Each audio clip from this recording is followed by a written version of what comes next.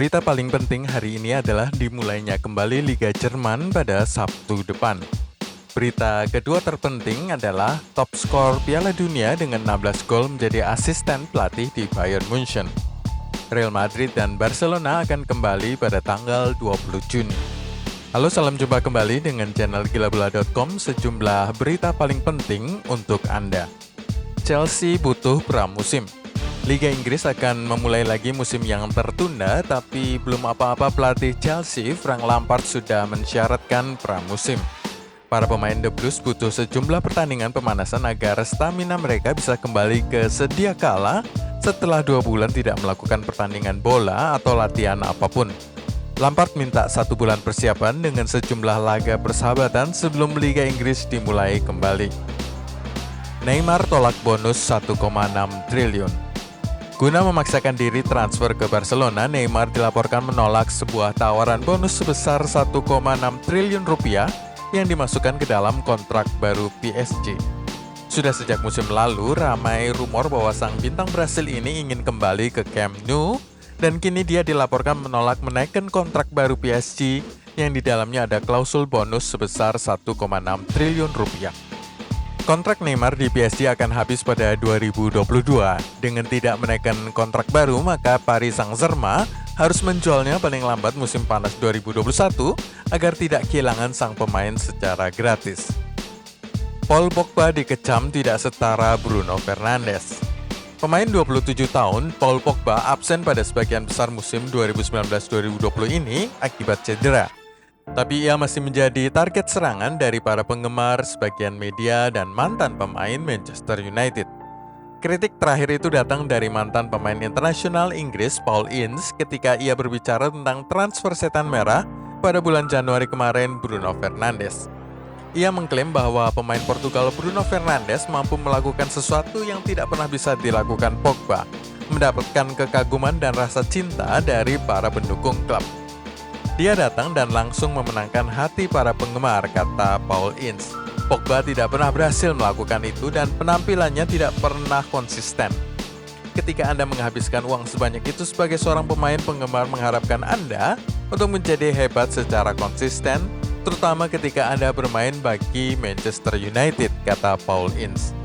Mantan pemain junior Manchester United itu didatangkan dengan biaya 1,7 triliun dari Juventus dan tidak pernah benar-benar bisa mengembalikan investasi tersebut bagi setan merah.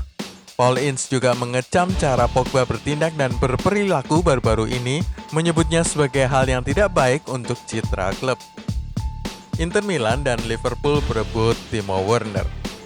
Harga Timo Werner sedikit turun, apalagi jika RB Leipzig gagal menjadi juara Bundesliga pada akhir musim ini. Tanpa harganya turun saja, sang striker Jerman itu sudah menjadi rebutan Liverpool dan Inter Milan. Apalagi jika harganya turun dari 900-an miliar rupiah menjadi 800-an miliar. Untuk Inter Milan, mereka masih menunggu kabar apakah Lautaro Martinez akan bertahan atau tidak. Jika striker Argentina itu jadi pergi ke Barcelona, maka Werner diplot menjadi penggantinya. Sebaliknya untuk Liverpool, mereka juga harus hati-hati dengan situasi keuangan saat ini. AC Milan menargetkan pemain gagal Real Madrid. Raksasa Italia AC Milan kabarnya serius dan siap berinvestasi untuk mendapatkan striker gagal Real Madrid, Luka Jovic. Namun itu juga berarti bahwa mereka harus melepas Zlatan Ibrahimovic. Milan kabarnya rela merogoh kocek mereka sebesar 652 miliar sebagai biaya transfer yang harus mereka berikan ke Los Blancos musim panas nanti. Rossoneri juga dikabarkan menyiapkan alternatif lain, yakni masa peminjaman selama 2 tahun dengan opsi pembelian baru pada akhir masa pinjaman itu. Tapi proses ini lebih rumit dibandingkan berusaha membeli pemain itu secara langsung. Untuk mendaratkan striker 22 tahun tersebut, skuad besutan Zinedine Zidane harus mengeluarkan dana tidak kurang dari 979 miliar. Angka yang tidak sedikit bahkan bagi klub sebesar Real Madrid. David Beckham mengejar 2 pemain Real Madrid. David Beckham tengah membidik 2 pemain Real Madrid berikut 1 pemain Barcelona untuk klub Inter Miami di Amerika Serikat. Mantan superstar Manchester United itu membidik James Rodriguez dan Gareth Bale dari Real Madrid serta Arturo Vidal dari Barcelona. James Rodriguez sudah tidak asing lagi dilaporkan menjadi buruan David Beckham, namun sekarang nama Gareth Bale dan Vidal ikut dikaitkan dengan Inter Miami. Vidal beberapa kali merilis foto dengan latar logo Inter Miami, meskipun akhirnya dia hapus. Sementara Gareth Bale masih menjadi masalah memusingkan bagi manajemen Real Madrid. Setelah ini kita akan membahas jadwal dimulainya Liga Jerman dan Liga Spanyol, dengan Real Madrid dan Barcelona memiliki kemewahan untuk berlatih selama 1 bulan. Tapi sebelumnya tolong klik subscribe, share, dan tendang loncengnya. Alvaro Morata bikin Atletico Madrid miskin. Alvaro Morata merupakan pemain pinjaman dari Chelsea dan pada akhir masa pinjaman Juni 2020 ini, Atletico harus membayar biaya pinjaman sebesar 899 miliar rupiah kepada Chelsea. 899 miliar dalam situasi finansial terpuruk seperti saat ini adalah jumlah yang sangat besar. Hal ini akan menyebabkan Atletico tidak punya banyak uang tersisa untuk membeli pemain baru lainnya. Jadi jangan harapkan Atletico akan mendatangkan pemain seperti Joao Felix lagi, atau Thomas Lemar, atau bahkan Diego Costa. Mereka hanya bisa mengincar pemain dengan biaya transfer murah seperti Ivan Rakitic dari Barcelona. Atletico saat ini duduk pada posisi ke-6 klasemen Liga Spanyol. Jika mereka sampai gagal lolos ke Liga Champions musim depan, hal ini akan mendatangkan kerugian keuangan yang sangat besar pada tim asuhan Diego Simeone itu. Saat ini saja mereka sudah merumahkan 400 stafnya dan butuh bantuan dari pemerintah Spanyol untuk membayari gaji mereka. Top skor Piala Dunia menjadi asisten pelatih di Bayern Munchen. Apakah Anda masih ingat Miroslav Klose? Top skor Piala Dunia dengan 16 gol ini dikukuhkan menjadi asisten pelatih di Bayern Munchen. Klose yang pernah membawa Bayern berjaya pada tahun 2007 sampai 2011 ini rencananya akan dipromosikan sebagai pelatih tim U17 pada awal musim depan dan kontraknya memiliki durasi sampai dengan tahun 2023. Tetapi Klose lebih dikenal dan sangat dikenal untuk gol-golnya bagi tim nasional Jerman. 5 gol di Piala Dunia 2002 di Jepang dan Korea Selatan pada debutnya membela Die Mannschaft. 4 tahun kemudian pada Piala Dunia 2006 di Jerman, Miroslav Klose kembali mencetak berapa gol? 5 gol. Pada Piala Dunia 2010 di Afrika Selatan kembali ia mencetak gol meskipun hanya 4. Dan 2 gol pada Piala Dunia 2014 di Brasil saat mana Jerman keluar sebagai juara dunia. Saat Miroslav Klose mencetak gol, nasional Elf tidak pernah kalah. Ia menjadi semacam jaminan mutu bahwa timnas Jerman tidak akan kalah. Sayang bahwa satu-satunya momen di Mannschaft menjadi juara hanya di Brasil.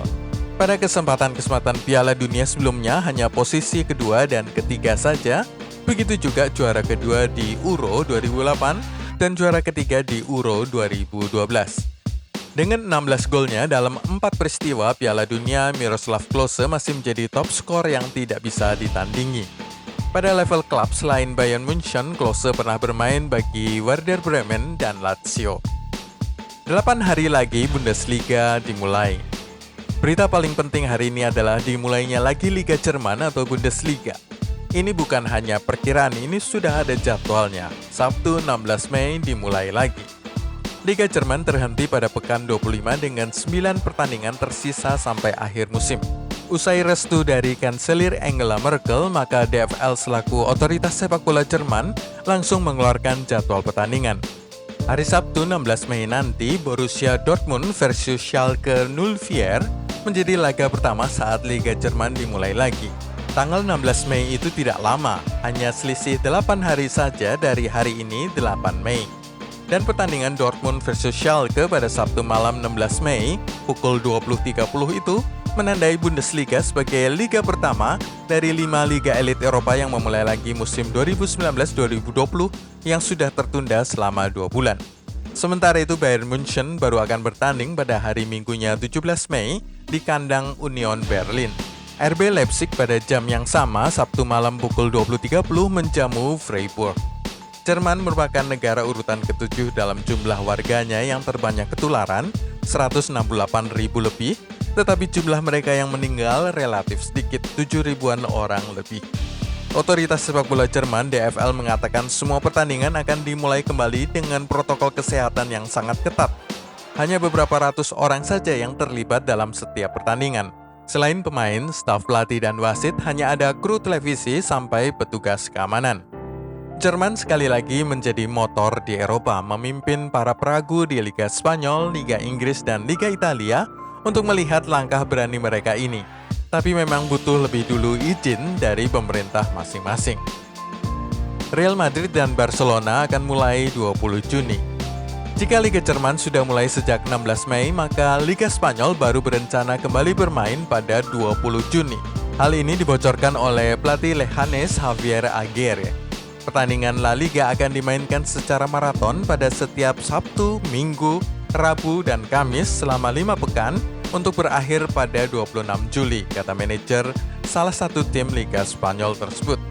Satu tim akan bertanding 2 kali dalam 1 pekan untuk menyelesaikan 11 laga tersisa dalam waktu 5 atau 6 minggu saja. Jika benar Liga Spanyol baru dimulai pada 20 Juni, mereka tertinggal 1 bulan dibandingkan dengan Liga Jerman. Tetapi pada saat yang sama juga memiliki 1 bulan lebih untuk melakukan latihan dan pemanasan. Sebuah kemewahan yang tidak dimiliki oleh Borussia Dortmund dan Bayern Munchen dan tim-tim lain di Bundesliga. Sekian dari gilabola.com, Anda bisa mengikuti video-video kami berikutnya dengan klik subscribe, share, dan tendang loncengnya.